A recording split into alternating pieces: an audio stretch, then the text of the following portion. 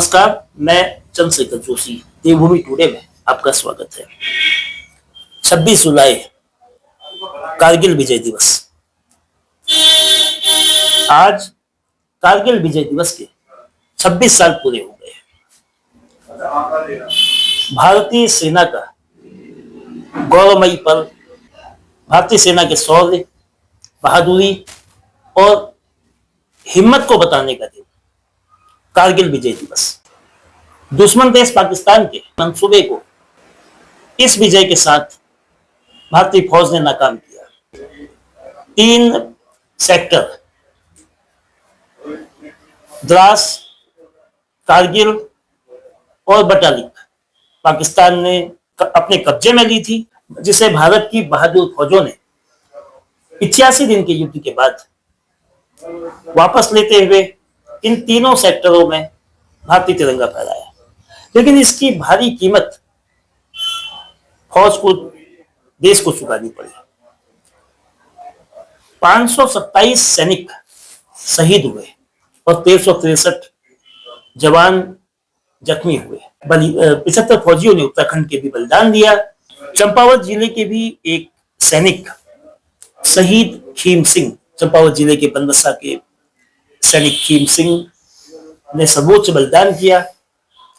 और इस जिले के एक और वीर जवान 12 जाट रेजिमेंट के दान सिंह मेहता ने अपने शरीर में 16 गोलियां झेली, बुरी तरह से जख्मी हुए।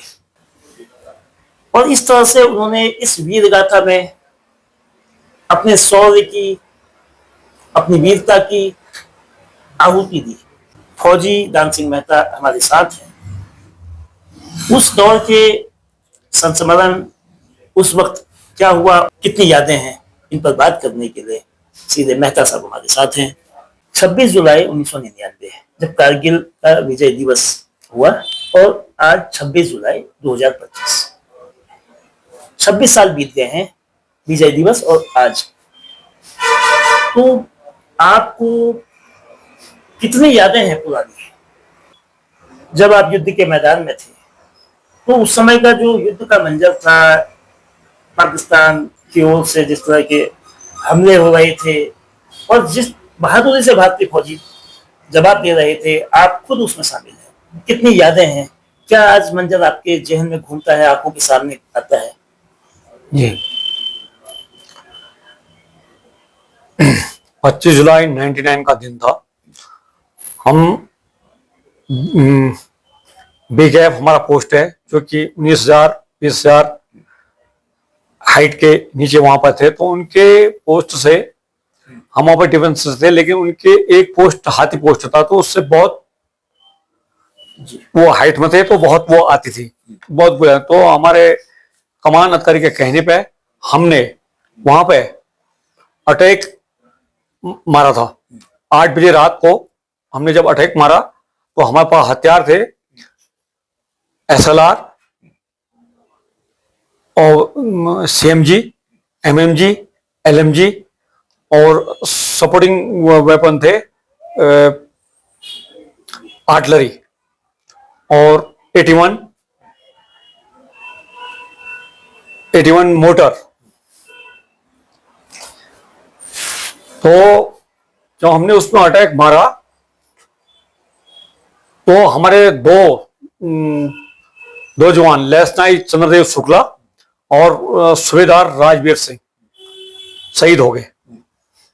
जब आपके 2 साथी शहीद हुए, पाकिस्तान की ओर से गोलाबारी लगातार तेज तरीके से की जा रही थी, तो क्या जवाब दिया, किस तरह से हमला किया, आपको गोलियां कैसे लगी? तो हम जो है 16 आदमी की टोली थी। तो जब वहां पर आर्टिलरी का वह बम वहां पे आर्टिलरी सेलिंग उन्होंने की, तो हमारे जो है पैर में उसके छर्रे भी लगे और गोलियां भी लगी। लेकिन उसके बाद भी हमने अपना स्थान वहां जिस जगह पर हम थे, हमने अपना साहस और धैर्य बनाए रखा और हमने भी 5 से 7 सैनिकों को मार गिराया।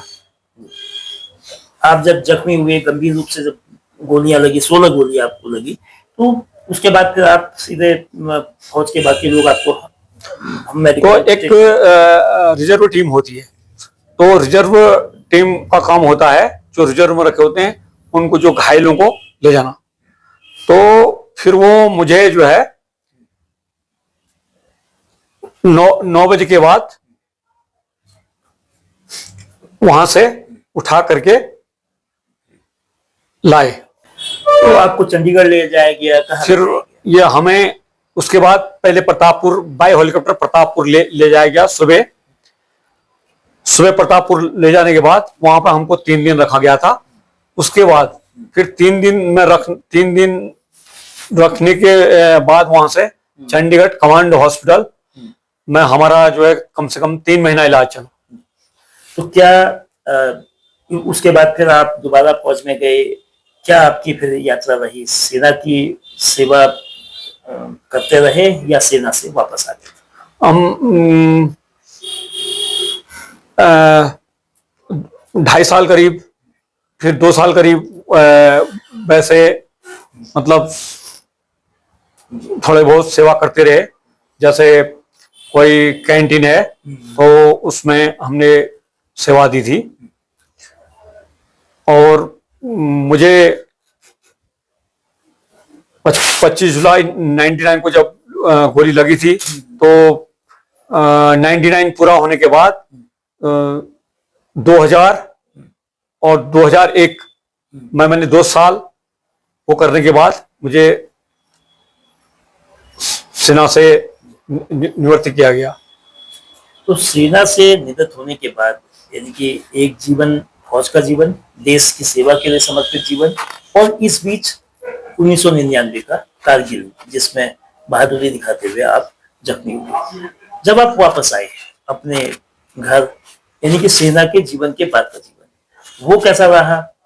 उसमें आप ऑपरेशन विजय के दौरान जख्मी हुए थे, तो क्या आपसे कुछ वादे किए गए थे? वो वादे कितने पूरे हुए?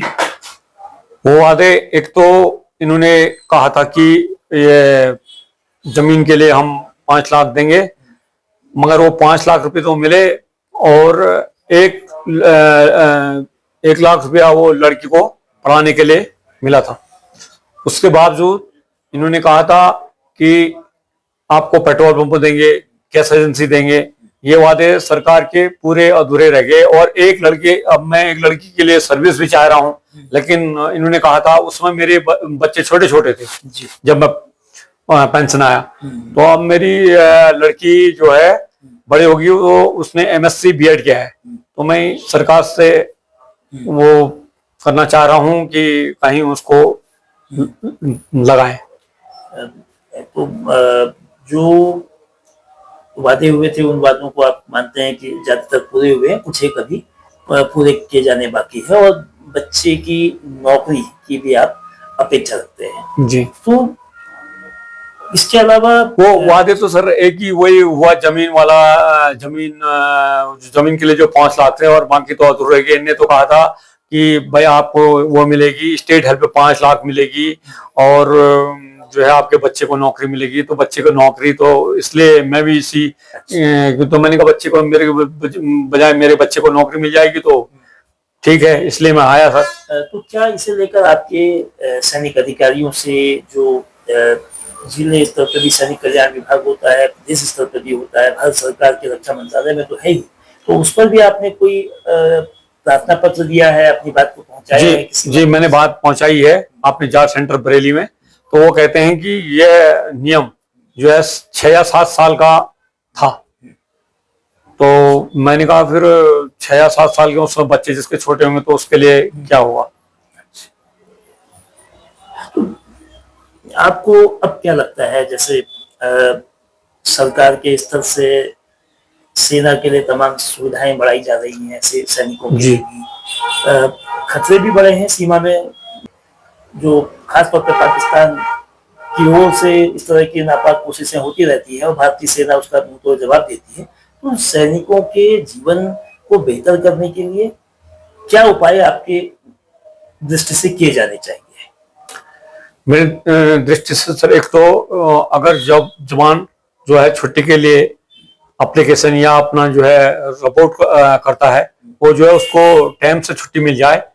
और हमारी 3 महीने की 2 महीने की ए लीव होती है और 28 दिन की सीएल होती है। जी। तो छुट्टियां तो हमारे पास बहुत होती हैं। अगर जवान को टाइम से छुट्टी मिल जाए तो एक ये सेना में एक सबसे महत्वपूर्ण और एक बहुत बड़ी बात होती है जी। कि अगर उसको छुट्टी मिल जाए तो नंबर 1 तो ये है। हाँ। और जो हमारे खाने के मैस वगैरह हैं उसमें कोई सुधार हो।